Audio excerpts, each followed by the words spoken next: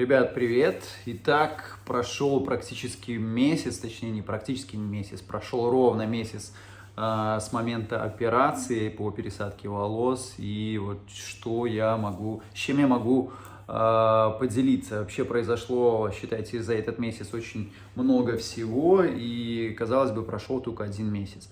В каком состоянии у меня сейчас голова и какие волосы? Ну вот смотрите, видите, если вам видно, в принципе, постепенно заживает донорская зона, хотя я очень сильно волнуюсь, потому что, мне кажется, казалось, что она будет всегда вот такая. Опять-таки, все зависит еще от кожи. У каждого, как мне сказал мой ассистент, по-разному проявляется. У кого-то сразу практически ничего не видно, у кого-то там через 4, через 5 дней, у кого-то через неделю. У меня практически весь месяц. Но я вам покажу, посмотрите, осталось или нет. То есть вот эта вот донорская зона, она у меня все время красная, и очень сильный контраст с зоной, где волосы остались. Поэтому по этому поводу я как-то сильно беспокоился. И, в принципе, беспокоюсь, но уже не так, потому что постепенно начало вроде бы все проходить. И я сделал еще лист того, что, собственно, произошло и что нужно учитывать вот в течение всего этого месяца. Итак, я даже сделал такой список. В общем, смотрите, после операции первый у вас будет это отек. Причем отек у меня появился не в первые дни, а где-то только на 3-4 день после того, как я снял повязку. Потому что сначала после операции мне дают, после операции, мне такую дают повязку, и она считается, что пережимает, видимо, кровообращение, и пухнет только вот эта часть. Потом, когда вы приезжаете домой, уже вам моют голову, вы приезжаете домой, вы снимаете эту повязку, и все вот это съезжает, то есть вся вот эта опухлость съезжает на все лицо, и лицо распухает.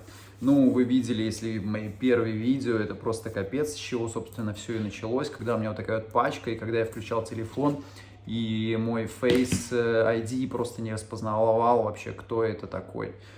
Да я сам, собственно, когда я подходил к окну, к зеркалу и смотрел, я не мог понять, кто этот человек. Еще интересный момент, каждый практически час лицо как-то изменялось, то есть где-то сначала тут больше припухало, где-то тут.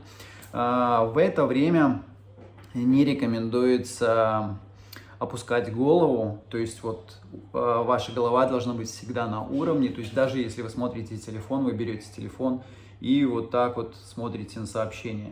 То есть чем больше вы опускаете голову, тем больше шансов того, что вся эта отечность спадет у вас на лице, и все вот так вот, собственно, будет. Потом спать. Конечно же, спать нужно сидя. В моем случае было сидя, потому что у меня шрам, вы видели видео, и если у вас нет этого шрама, у вас, скорее всего, нет, и вам пересаживают вот отсюда сюда, соответственно, донорская часть все равно должна быть защищена, и рекомендуют спать то есть нельзя поворачиваться, только спать на затылке, на спине. И главное, чтобы голова не была опущена. Потом в эти дни рекомендуется пить очень много воды, желательно хотя бы полтора литра, а то рекомендуется даже 2 литра. Опять-таки, чтобы все это вымывало, ваш организм чистился, и первые дни вам нужно пить таблетки, антибиотики и обезболивающие, если есть боли. По поводу боли у меня на самом деле появились даже не в первый день, но первая ночь была немного непривычно, даже был намек на то, что поднимется температура, но в принципе было более или менее нормально. То есть я жутковато спал, потому что это была первая ночь, когда я спал сидя, но в принципе более или менее. Основные боли у меня начались, это 5-7 день. То есть я себе даже специально выписал, и на 5-7 день в основном болела донорская зона, то есть она покрылась как такой коркой, и вот эта корка, она прям стягивала всю мою голову, причем такая боль была, об этом я тоже снимал видео, если не смотрели, ныряйте в описание, смотрите, там есть непосредственно эти видео, как это было больно и что с этим делать. То есть у меня мало того, что я был опухший, и еще эти боли были. И я пробовал разные обезболивающие, практически ничего не помогало, кроме именно тех таблеток, которые мне дали в клинике. Но они закончились, и я вот их начал искать, причем тоже в клиниках, точнее в аптеках здесь продаются, ну я в Беларуси, белорусские аналоги, это полная туфта, они не помогали, и купил еще украинские, они, честно говоря, по-моему, тоже не очень помогали. Вот, то есть нужны оригинальные желательно, вот, и они помогают, да. Затем первые 5 дней нужно спать или сидя, если у вас как-то это затрагивает пересаженную зону, или же на спине. То есть только на спине, нельзя поворачиваться, нельзя дотрагиваться головой, и опять-таки из-за опухоли. Если вы будете спать на лице, в принципе, как бы это возможно. То есть если вы будете просто спать на лице и не касаться волос, то это можно, но готовьтесь к тому, что у вас с утра будет вот такая вот пачка. Ну, видите, как бы я вроде бы делал все как нужно, но у меня лицо все равно пухалось. Но, признаюсь честно, я все равно всегда забывал про телефон и опускал, то есть смотрел телефон вот так или вот так. И из-за этого, соответственно, я опухал. Так, спать на боку, и я уже начал на 5-й день, то есть все, как мне в клинике сказали, то есть я брал подушку и вот на подушку ложился, то есть на вот эту часть. То есть, соответственно, я не дотрагивался ни здесь, хотя здесь, ну вот здесь вот можно, главное не здесь и не здесь. То есть я вот спал вот так вот. То есть, в принципе, это практически обычная моя поза для сна. И вот первые 5 дней я как-то странно высыпался. С 5-го дня я наконец-таки начал хотя бы нормально высыпаться. Корка. Корка, когда вам делают операцию, на голове появляется корка. Об этом есть тоже специальное видео. Смотрите в подсказках, смотрите в комментарии. Мне кажется, это тоже важный момент, потому что с этой коркой можно по факту ходить очень долго при условии, если вы не посмотрите мое видео и не увидите мой способ, как легко вообще можно от нее избавиться. Но избавляться от нее нужно тоже не сразу, нужно хотя бы, чтобы она реально размякла, и потом вот моим способом ее можно удалить где-то через 2 недели, через 14 дней. То есть вот это было именно у меня именно так, вот я себе пометил. 14 дней это удаление корки.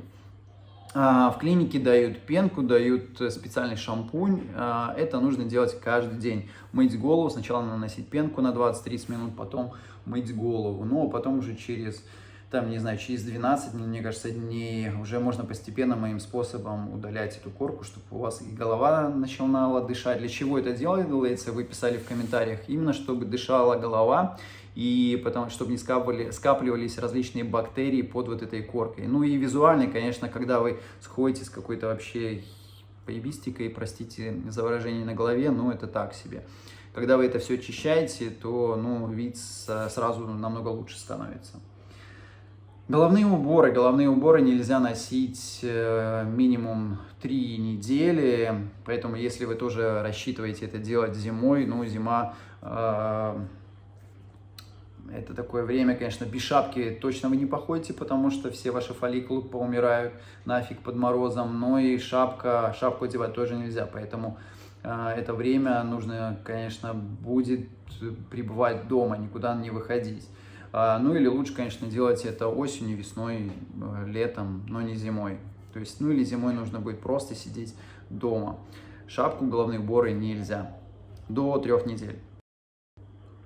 Алкоголь. Алкоголь нельзя пить до операции. Вот как раз вот буквально минут 10 назад ребята мне писали, спрашивали по поводу, можно ли пить алкоголь до операции, потому что им в клинике сказали, что можно. Ну, смотрите, все зависит от клиники.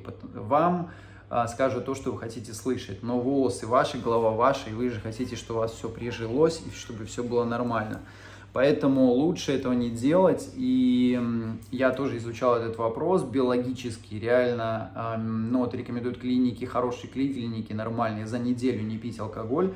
На самом деле минимум 5 дней реально лучше не пить алкоголь, и что-то нужно еще делать тем, кто курит, потому что курение это тоже, ну, совсем нехорошо для фолликул, сужение сосудов, и вот желательно как-то или отказаться от своей привычки, или на эти дни, или как-то вот минимизировать, чтобы у вас реально волосы, во-первых, были готовы к трансплантации, во-вторых, когда у вас уже их пересадят, чтобы они были жизнеспособны и прижились. Алкоголь и курение, конечно, совсем не способствует этому. Итак, по поводу алкоголя, не пить алкоголь минимум за 5 дней. Некоторые клиники говорят за день, но лучше это делать за 5 дней. После, когда же это можно пить алкоголь? Можно пить алкоголь. Когда же можно пить алкоголь? Алкоголь можно начинать пить, но не злоупотреблять где-то через 2-3 недели. Я это, по-моему, делал через 3 недели. Я начал пить немножечко вино. И, в принципе, тоже без злоупотребления. Где-то через месяц вы уже, в принципе, можно нормально, ну, в смысле, не нормально пить, но более или менее в нормальное русло свое входить и постепенно разрешать себе то, что составляло вашу повседневную жизнь до того, как вы сделали пересадку. Но, опять-таки, не злоупотреблять, потому что первое время, особенно важен первый месяц, и ваш результат будет зависеть от того, соблюдаете вы эти все правила или нет. У меня, вот видите, я до этой части еще практически нигде никогда не дотрагивался, месяц прошел, и все, в общем-то, на месте. Если вы там это все будете не соблюдать, и, ну, увидите, что те драгоценные фолликулы, которые вы потратили, пересаживая из одной части вот сюда, они могут пропасть, и, конечно, вы их не восполните. По поводу секса. Секс, я спрашивал несколько раз, такой деликатный вопрос. Сексом можно заниматься через 10 дней. Я, честно говоря, не выдержал и где-то уже через неделю позволил себе, но это должно быть, что называется, не сильно напрягаясь. То есть, чтобы вы там не пыхтели, чтобы вы не потели, особенно пот. Пот очень важен, точнее, пот очень вреден для волос, поэтому его нужно избегать. Отсюда же и спорт. Через 10 дней можно какие-то легкие нагрузки, то есть что-то, но это не значит, что вам легкие гирьки можно там качать. Нет, просто какие-то легкие нагрузки, там, я не знаю, ходьба, там, я не знаю, что-то легкое, там, отжиматься, наверное, дома, но тоже без фанатизма, очень-очень легком режиме. Через 2 недели, что называется, вот можно заниматься легким именно спортом. То есть вот это не то, что нагрузки, то есть вы должны понимать разницу. Нагрузки и спорт – это разные вещи. В любом случае в спорте нужно будет как-то больше должна быть отдача, и потому я говорю, что через 2 недели это может быть только легкий спорт.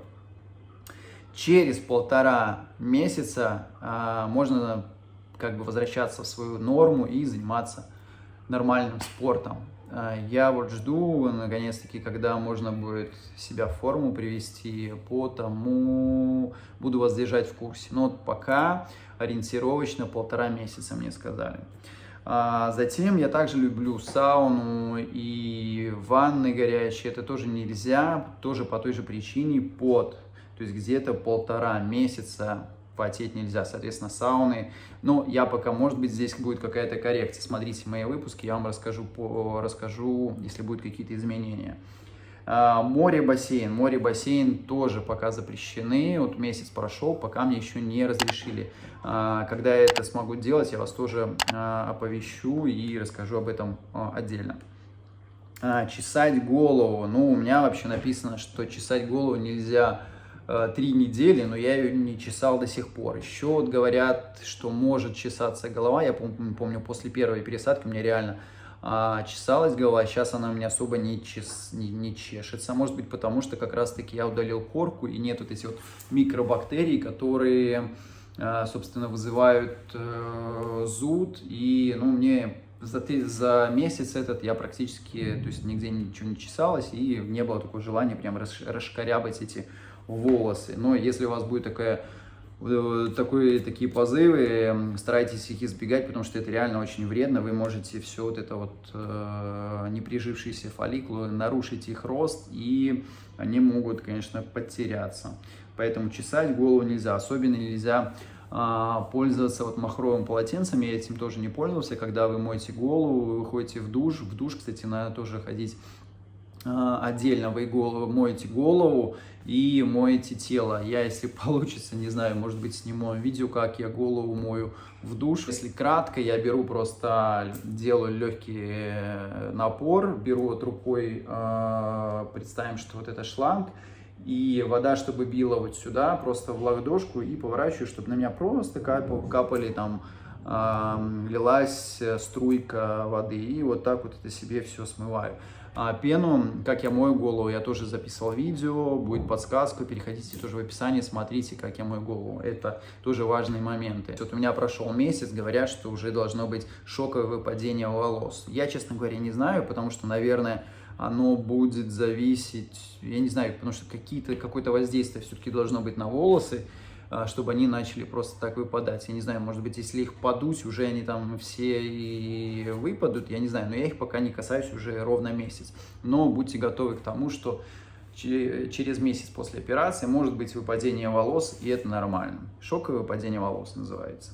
Рост волос спрашивают многие, я еще раз говорю, как мне сказал суппорт, но я вас буду держать еще в курсе по факту, как это будет происходить. Смотрите, это уже дальнейшие видео. То есть пока по факту суппорт говорит, что 3 месяца это тот период, когда волосы приживаются, и через 3 месяца начнут расти вот эти вот волосы, то есть эти будут полностью замещены, этого не должно быть, они должны выпасть. И внизу фолликулы уже должны начать вот сами постепенно расти. 5-6 месяцев вы увидите результат, то есть уже должно что-то, как я говорю, колоситься. Ну и год это такой тот период, как бы такой sensitive период, когда вы должны соблюдать все правила, чтобы вот через год вы увидели абсолютный результат, и через год можно уже делать там повторные операции, что угодно. Хотя по факту я знаю, что уже на 7-8 месяц тоже можно делать повторные операции. Ну и витамины. Витамины тоже рекомендуется пить. Я, кстати, нашел себе какие-то...